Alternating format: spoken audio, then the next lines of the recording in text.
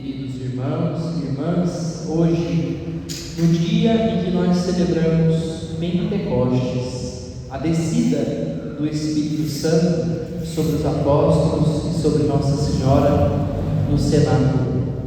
Esse dia não é uma lembrança, nós hoje fazemos memória, ou seja, nós atualizamos aquilo que aconteceu naquele dia de Pentecostes. Hoje aquilo se repete aqui na nossa paróquia, no nosso coração também.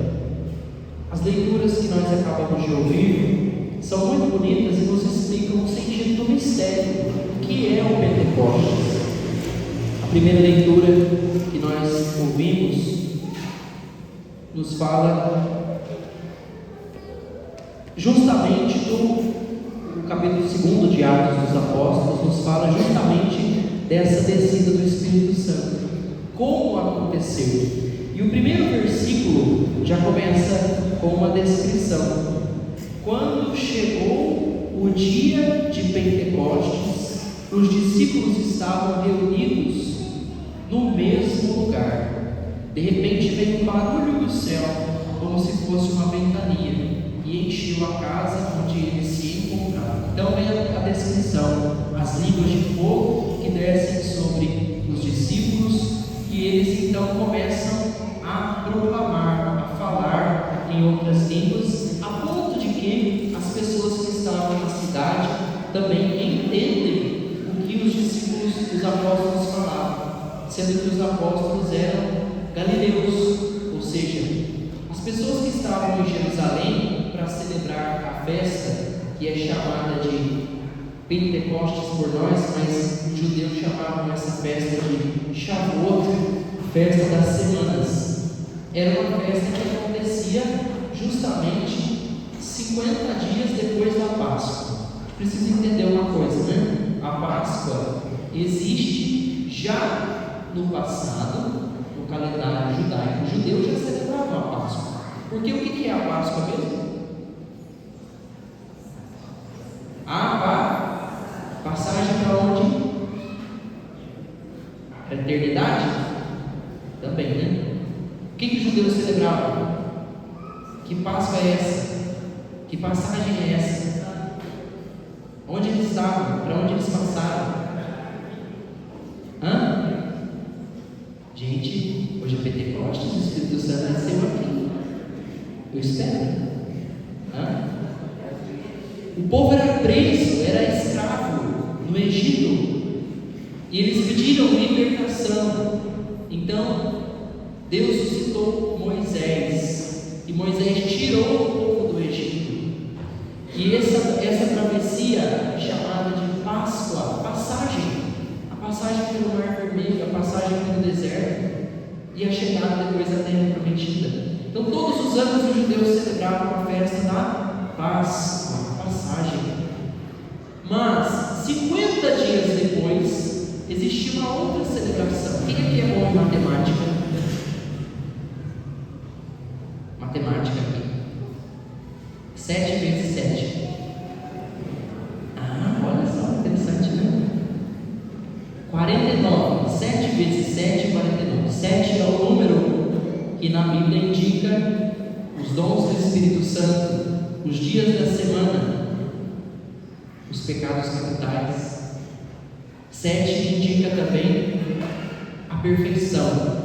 7 vezes 7, mais do que perfeito, é 49, mais 50. Pentecostes, a festa 50 dias depois da Páscoa. Shavuot, a festa das semanas.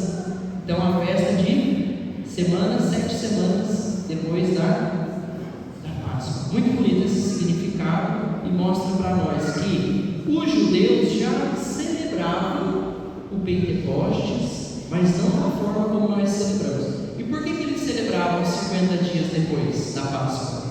O que eles estavam celebrando? O Espírito Santo ainda não tinha se manifestado. Jesus antes não tinha se manifestado, o Filho não tinha se manifestado. O que eles celebravam então? Celebravam que 50 dias depois que o povo atravessa o Mar Vermelho, deixa os egípcios para trás. O povo precisa de um auxílio de Deus, porque a gente não consegue caminhar sozinho. Quem aqui consegue se guiar sozinho, sem Deus? Ninguém consegue. 50 dias depois da Páscoa, da passagem pelo Mar Vermelho, isso está em Levítico, no Deuteronômio, capítulo 20 de Deuteronômio. 50 dias depois, Moisés sobe ao Sinai e lá ele recebe do céu as tábuas da lei. E diz o livro que o monte fumegava na presença do Senhor. E ali acontece, de certa maneira, um Pentecostes como que primitivo da antiga aliança, uma manifestação. Deus está com o seu povo. Deus se manifesta ao seu povo através da lei. Agora, Deus já não se manifesta mais através das tábuas. Deus se manifesta através das chagas de Jesus ressuscitado, que no Evangelho aparece 7 dias, aliás, no primeiro dia da semana, Jesus aparece e mostra as mãos e o lado. Não são mais escritas em tábuas de pedra, a lei do Senhor agora está escrita no nosso coração. O Monte Sinai que fumega agora é o nosso coração, que arde na presença de Deus. Quando Deus é presente no nosso coração, nós temos a capacidade de arder, de queimar de amor por Deus. É justamente aqui que se detém o Pentecostes. Não é uma glossolalia qualquer. Pentecostes não é simplesmente sair por aí falando 70 línguas. Não é isso que quer dizer. O que quer dizer aqui tem um sentido muito mais profundo. Quer dizer que Deus atinge os corações independentemente da língua, independentemente da cultura. Em Cristo, a partir de Jesus, é dada para nós uma manifestação tão clara de quem é Deus, que nós não precisamos mais de muitas explicações. Quando nós olhamos para Jesus, nós sabemos, Deus tem o rosto de Jesus. Jesus é o rosto do Pai, é o rosto humano do Pai. E quando nós lemos Atos no capítulo 2, como nós fizemos hoje, nós percebemos, estando reunidos, os discípulos recebem a visita do Espírito Santo, que desce como desceu no Sinai e como desce aqui no dia de hoje. O Espírito Santo, ele não confunde a nossa cabeça, ele esclarece, ele traz a verdade, ele ilumina, ele mostra o caminho, ele desenrola o nosso ser e o nosso agir. Qual é o problema? Vou apontar para vocês um problema e uma solução. O problema é que o Espírito às vezes nos conduz por caminhos que normalmente, naturalmente, humanamente falando, nós não iríamos. Quem é a pessoa que melhor recebeu o Espírito Santo? Nós estamos no Pentecostes, os discípulos estavam reunidos, Maria também estava lá no Pentecostes. Quem era a pessoa mais preparada para receber o Espírito Santo? Quem? Por quê? Porque ela já tinha recebido. Quando o anjo aparece em Nazaré, ali acontece o primeiro Pentecostes. Ave, cheia de graça, o Senhor é convosco. Eis que o Espírito te cobrirá como uma sombra e você conceberá, e essa criança será chamada Santa Filha de Deus. Então o Pentecostes primeiramente acontece no coração de Nossa Senhora. Por isso faz todo o sentido nós celebrarmos essa novena em honra a Nossa Senhora das Graças e a festa culminar justamente no dia de Pentecostes, porque não existe um lugar onde o Espírito Santo reinou mais do que no coração de Maria. E eu vou perguntar para vocês, o que Nossa Senhora tem de especial? para o Espírito Santo reinar absolutamente no coração dela? O que Nossa Senhora tem que nós não temos? Não é uma riqueza humana. O que é, então? Ela canta isso no Magnífico, pois ele olhou para a humildade de sua serva. A única coisa que o Espírito Santo precisa é de um coração aberto. Só isso. Não interessa. O Espírito Santo não pergunta quem você é, o que você fez, de onde você veio, se você é pardo, meio, elamita, qual é a sua cor, qual é a sua altura, quem são os seus pais, de onde você veio. Ele só quer um lugar, um coração acessível, aberto. E ele encontrou isso plenamente em Nossa Senhora. Maria é cheia do Espírito Santo porque ela justamente é vazia, no sentido de que ela não tem pretensões dela. As suas pretensões são as de Deus. Ela se esvazia das suas pretensões e assume o desejo de Deus para a sua vida. Tem um detalhe muito importante que eu queria trazer para vocês no dia de hoje. Nós cantamos o salmo e eu tenho a impressão, enviai o vosso Espírito, Senhor, da terra toda a face renovai, o salmo 103. Eu tenho a impressão que a gente ficou como se estivesse no céu, não é? Dá até vontade de morrer, no bom sentido, né? Se nossa vida podia acabar aqui agora e eu ficar aqui com Deus para sempre, parar aqui, né? Dá até vontade de ir para o céu, tá? O que é isso que nós sentimos na presença de Deus?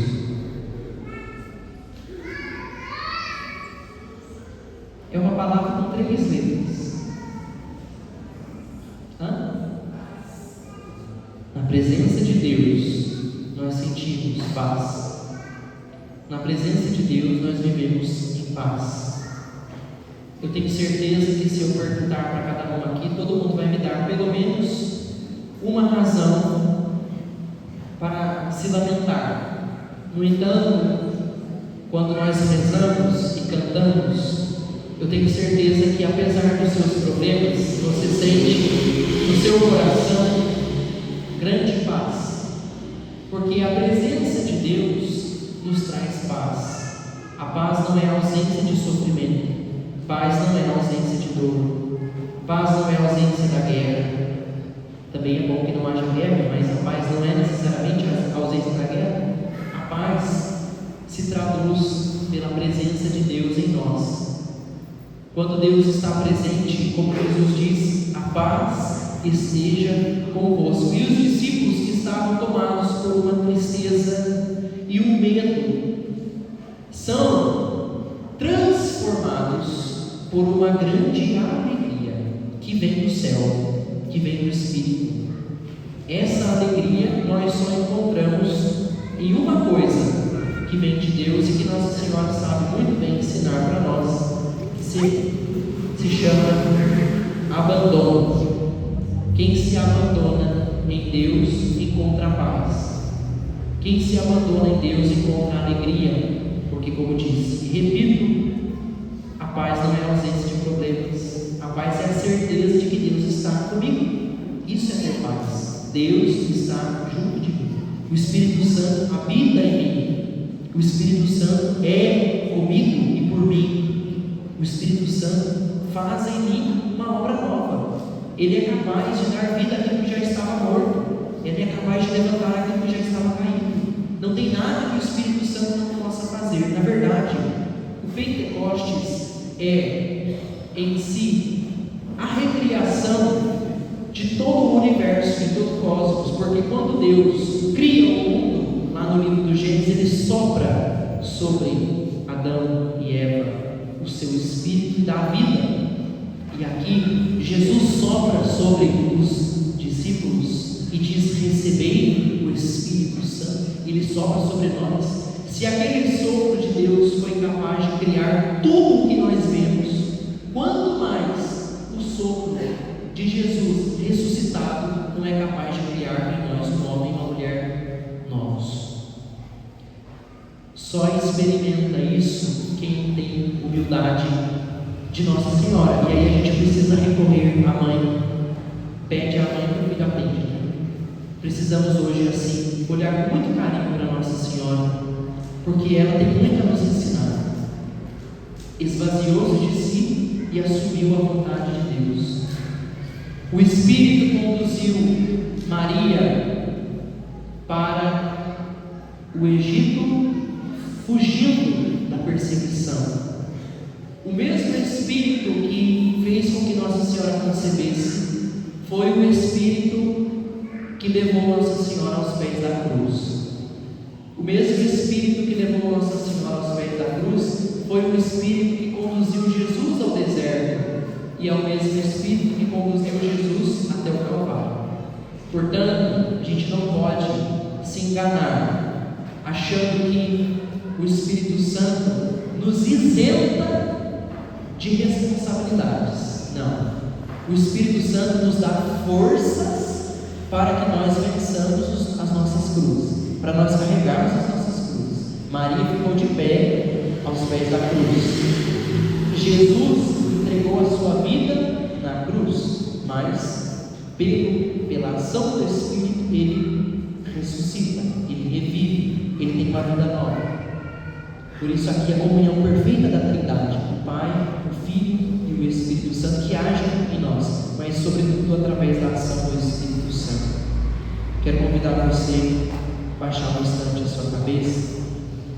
Nós queremos hoje agradecer a Deus, porque a segunda leitura que nós ouvimos, São Paulo vai nos dizer que a igreja que Jesus constituiu a partir do seu sangue e do seu Espírito, ela também é fundada em Pentecostes. Nós todos somos membros do corpo de Cristo. Em Pentecostes, nós somos membros de um único corpo. Ou seja, há diversidade entre nós, mas o único é o Espírito. Deve existir paz entre nós, deve existir comunhão entre nós, deve existir unidade. Nós caminhamos para o mesmo Deus, nós estamos indo na mesma direção. Nós precisamos nos ajudar uns aos outros, rezar uns pelos outros. Assim como Nossa Senhora intercede por nós, vamos também rezar com a nossa oração pequena de pecadores, mas colocar todo o nosso amor, todo o nosso coração à disposição desse mesmo Espírito. Venha o Espírito Santo em nosso auxílio e nos ajude para que a gente tenha disponibilidade, para que a gente tenha humildade em oferecer a nossa vida, o nosso coração como lugar da ação desse mesmo Espírito.